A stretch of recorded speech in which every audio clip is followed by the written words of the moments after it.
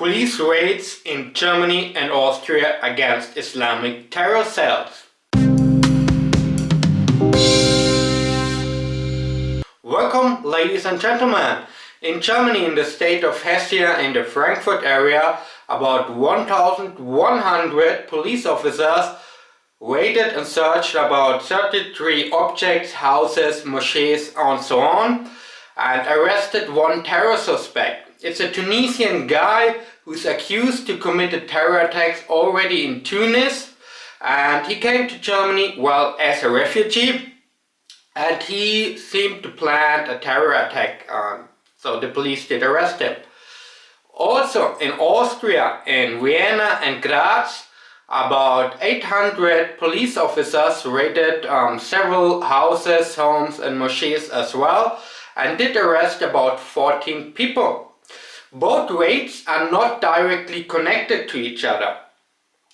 In Austria, they didn't plan directly terror attacks, but they are accused to build up a parallel society and Islamic network and structures of their ideology.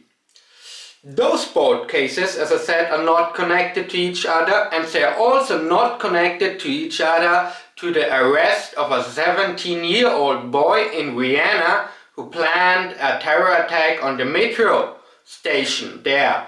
And those 17-year-old is connected to a 12-year-old in Germany, where also had plans to do an attack. But these are not connected to the 15-year-old girl that now gets sentenced to 5 or 6 years prison because she attacked a police officer with a knife to justify her Islamic faith.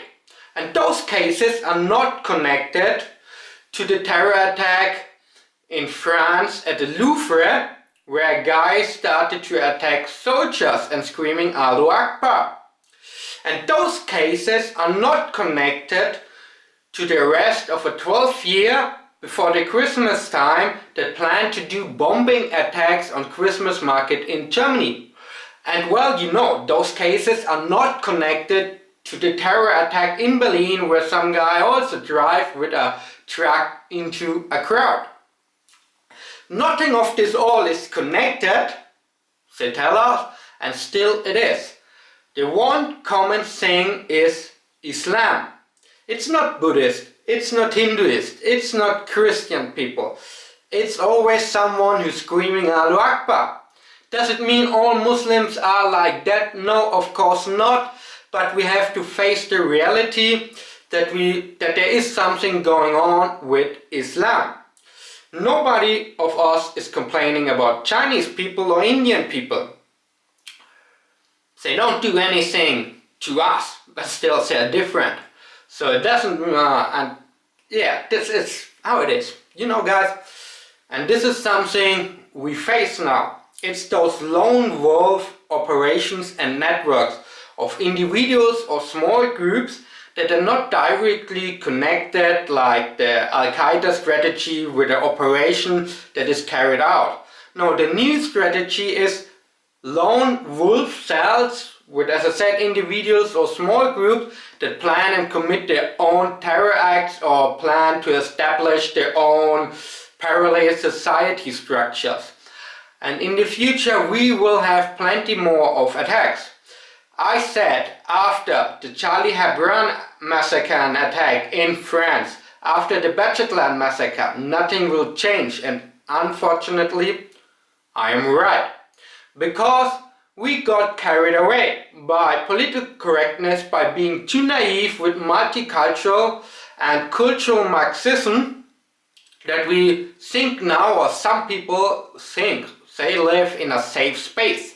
But the world isn't a safe space. And to protect us and those people, not only the Germans and the Europeans or the white people, but all peaceful people, also the migrants, we have to face a hard and harsh reality that we have to take action against certain people. And we cannot show mercy on them and excuse it with political correctness and colonialism and whatever excuse. You know, for every violent act some people do, there's always someone standing up and excuse it and say, well, in the past there had been colonialism, there had the crusades, something like that. And I'm very, very sick and tired of those excuses. Look at the other way. Japan and Germany are strong economies and peaceful countries. This hadn't been always like that. Germany had 2 world wars. Who started something different? And Japan too. Germany and Japan got occupied for decades. They got erased and bombed to the ground. Japan got 2 nuclear bombs. And still we rebuilt us to peaceful nations. China had been a colony and a communist country, and look what they're doing now.